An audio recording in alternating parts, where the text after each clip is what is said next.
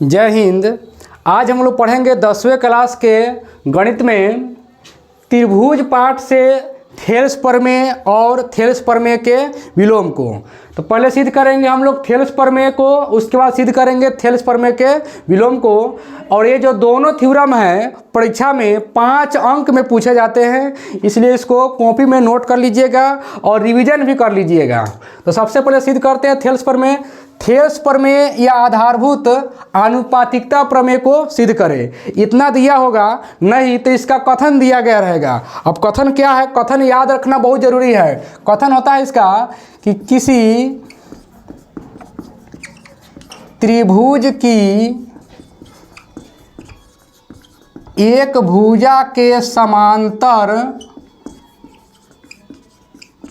खींची गई रेखा खींची गई रेखा शेष दो, ऐसे लिखेंगे, शेष दो भुजाओं को समान अनुपात में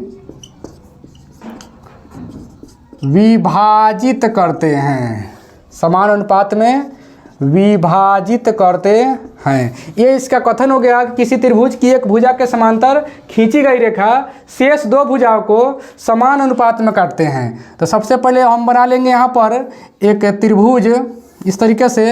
ये बिना त्रिभुज बनाए हुए समझ में नहीं आएगा, इसका नामकरण कर देते हैं ABC। और इसमें किसी एक भुजा के समांतर या तो AB के समांतर, AC के समांतर या BC के समांतर, अपने सुविधानुसार हम जो है सो यहाँ पर BC के समांतर, इस BC के समांतर एक भुजा खींच ले यहाँ पर DE।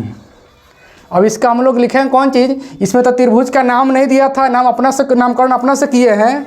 तो यहाँ पर लिखेंगे माना कि ABC एक त्रिभुज है जिसमें BC समांतर DE इस प्रकार है ना, जिसमें BC समांतर DE है। तो सिद्ध करना है, क्या सिद्ध करना है, AD बटा BD बराबर AE बटा EC। ज़्यादा इसमें भाषा लिखने की ज़रूरत नहीं है। हम लिखा है कौन चीज़ कि ABC क्या है, हमारा त्रिभुज है जिसमें BC के समांतर DE है। तो हमें यही सिद्ध करना है कि AD बटा BD, यहाँ पर बोला था कि किसी त्रिभुज की एक भुजा के समांतर खींची गई रेखा शेष दो भुजाओं को, BC के समांतर जब खींच लिए तो इसमें शेष दो भुजा, एक हो गया AB और एक हो गया AC। इस दोनों को ये जो रेखा DE है समान अनुपात में काट रहा है, यानी कि AD बटा BD जितना होगा उतना ही AE बटा EC होगा। ये कहने का मतलब यही हो गया, समान अनुपात में, यानी AD बटा BD जितना इधर का अनुपात होगा उतना ही दाहिने साइड का भी अनुपात होगा। इतना सिद्ध करना है। तो हम लोग इसमें लिखेंगे रचना। रचना में क्या करेंगे, एक D से AC पर लंब खींच देंगे DM, और एक E से AB पर लंब खींच देंगे EN। फिर E को मिला देंगे यहाँ पर हम लोग B से, और D को मिला देंगे C से। तो रचना में क्या लिखेंगे, D से DM लंब AC, D से DM लंब AC तथा E से EN लंब, E से EN लंब AB पर खींचा, साथ ही BE और CD को मिलाया। इतना बात जो है सो रचना में लिख देंगे कि हमने D से DM लंब AC पर, E से EN लंब, यहाँ EN लंब हो गया AB पर, EN लंब जो है से किस पर है, AB पर है, और साथ ही BC कर रहे हैं यहाँ पर, सॉरी क्या साथ ही BE और CD को क्या किया हमने, मिलाया। तो अब लिखेंगे प्रमाण। प्रमाण में हम लोग जानते हैं कि त्रिभुज का क्षेत्रफल होता है, त्रिभुज का क्षेत्रफल बराबर होता है 1/2 गुना आधार गुना ऊंचाई। इतना होता है। कोई भी त्रिभुज हो उसका क्षेत्रफल का फॉर्मूला होता है 1/2 गुना आधार गुना ऊंचाई। तो इस कारण से जब इतना होगा, इसलिए त्रिभुज, अब देखेंगे इसमें, अब एक बार चलेंगे बाएं साइड के भुजा पर, बाएं साइड के भुजा जो ए बी है उस पर चलेंगे। एक बार चलेंगे त्रिभुज ए डी ई का क्षेत्रफल, ये वाला हो गया ए डी ई, एकदम आराम समझेंगे, ए डी ई, त्रिभुज ए डी ई का क्षेत्रफल, फिर बटा, फिर उसके नीचे वाले के लिए चलेंगे तो डी बी ई, यहाँ पर हुआ डी बी ई, इस तरह से चलेंगे तो हमारा जो ए डी और बी डी है इसमें भी शामिल हो जाएगा। त्रिभुज बी डी ई का क्षेत्रफल, बी डी ई का क्षेत्रफल बराबर, अब चलेंगे ए डी में, देखेंगे अब ए डी ई वाला जो त्रिभुज हुआ इसमें 1/2 ठीक है, आधार के रूप में कौन होगा, तो आधार के रूप में जिस पर लंब होता है वही ना आधार होता है, तो आधार के रूप में हो जाएगा इसमें ए डी, और ऊंचाई के रूप में हो जाएगा लंब ई एन, फिर बटा 1/2 गुना, अब इस त्रिभुज में चलेंगे तो यहाँ पर इससे ये लंब यही ना खींचा गया इस पर, हालांकि इस त्रिभुज का नहीं है लेकिन लंब यही आधार पर ना है। अगर सी के साथ इसको आगे तक बढ़ाया जाए, इसी के सीख में अगर सीधा आगे बढ़ाया जाए, क्योंकि रेखाएं जो होती है वो सरल रेखा में होती है, सीधा होती है, तो उस रूप में लंब कौन हो जाएगा ई एन। जब लंब ई एन हो जाएगा तो आधार के रूप में बी डी, तो अब आधार के रूप में लिख लेंगे यहाँ पर बी डी और लंब के रूप में ई एन। तो अब कुछ कटेगा इसमें, 1/2 से 1/2 ई एन से ई एन कट गया, तो अब हमें क्या बच गया, या त्रिभुज ए डी ई का क्षेत्रफल बटा त्रिभुज डी बी ई का क्षेत्रफल बराबर 1/2 कट गया, तो बच क्या गया हमें ए डी बटा बी डी, समीकरण 1।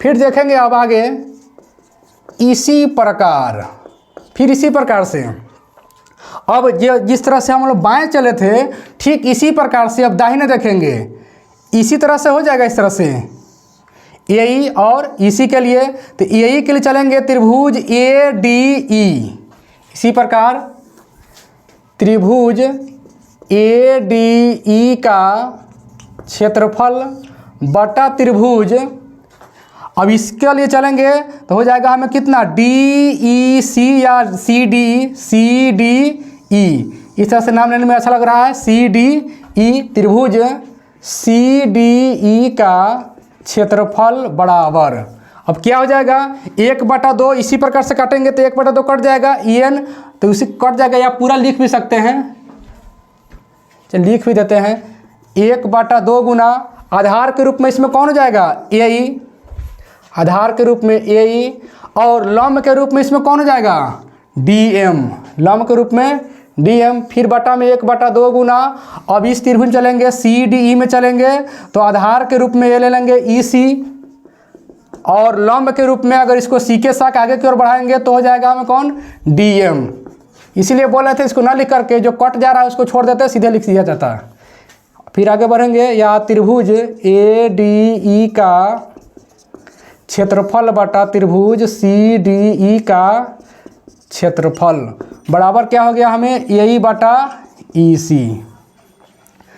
अब इसमें क्या देख रहे हैं कि त्रिभुज सी डी ई, समीकरण 1 में देखा जाए यहाँ पर डी बी ई है और नीचे क्या है सी डी ई है, ऊपर वाला बराबर है दोनों में लेकिन नीचे वाला अलग है, तो अब यहाँ क्या लिखेंगे हम लोग, समीकरण इसको 2 लिख सकते हैं, लिखें कौन जी, कि चूँकि त्रिभुज डी बी ई और त्रिभुज सी डी ई, खोजिए कि नहीं डी बी ई और सी डी ई, ये त्रिभुज इस तरह से बनना है, एक ई है और एक ए वाला है, दोनों में डी शामिल है, त्रिभुज डी बी ई और त्रिभुज सी डी ई, त्रिभुज डी बी ई और त्रिभुज सी डी ई एक ही आधार DE पर स्थित है, एक ही आधार DE पर स्थित है। अब देखा जाए दोनों त्रिभुज जो है ना किस पर स्थित है, D पर। DB में चलेंगे तो उसमें भी DE है, और CD में चलेंगे उसमें भी DE है, स्थित है। तथा एक जोड़ी समांतर रेखाएं कौन कौन, DE और BC के बीच स्थित है। ये थ्योरम है, जब कोई दो त्रिभुज एक ही आधार पर होगा और एक जोड़ी समांतर रेखाओं के बीच में होगा स्थित है, इसलिए त्रिभुज DBE का क्षेत्रफल बराबर त्रिभुज CDE का क्षेत्रफल। ये थ्योरम है कि जब किसी दो त्रिभुज में दोनों का आधार एक ही हो और एक जोड़ी समांतर रेखाओं के बीच में हो तो दोनों का क्षेत्रफल बराबर होता है। इसलिए यहाँ पर त्रिभुज DBE और त्रिभुज CDE का क्षेत्रफल क्या हो गया, बराबर हो गया। यानी DBE ये वाला त्रिभुज, CDE ये वाला त्रिभुज, दोनों का क्षेत्रफल बराबर हो गया। जब बराबर हो गया तो हम CDE की जगह पर DE भी लिख सकते हैं। तो यहाँ लिख देंगे त्रिभुज ADE का क्षेत्रफल बटा त्रिभुज, अब DBE न लिख करके हम CDE भी लिख सकते हैं, या CDE न लिख करके DB लिख सकते हैं। तो हम इस दो को चेंज कर रहे हैं, तो ये CDE की जगह पर DBE लिख सकते हैं, क्योंकि दोनों का क्षेत्रफल बराबर है, बराबर। अब क्या हो जाएगा, AE बटा EC, ये हो गया हमें समीकरण 3। अब लिखेंगे समीकरण 1 और समीकरण 3 से। तो समीकरण 1 और समीकरण 3, यहाँ देखिए 1 ऊपर है 3 नीचे है, दोनों में क्या देख रहे हैं, बायां पक्ष बराबर है। त्रिभुज ADE का क्षेत्रफल बटा त्रिभुज DBE, यहाँ भी त्रिभुज ADE का क्षेत्रफल बटा त्रिभुज DBE का क्षेत्रफल, दोनों जब बायां पक्ष बराबर है तो इसका दाहिना पक्ष भी क्या हो जाएगा, बराबर हो जाएगा। तो ये हो जाएगा हमें अतः AD बटा BD बराबर AE बटा EC। यह हमें थेल्स प्रमेय जो है सो प्रूव्ड हो गया।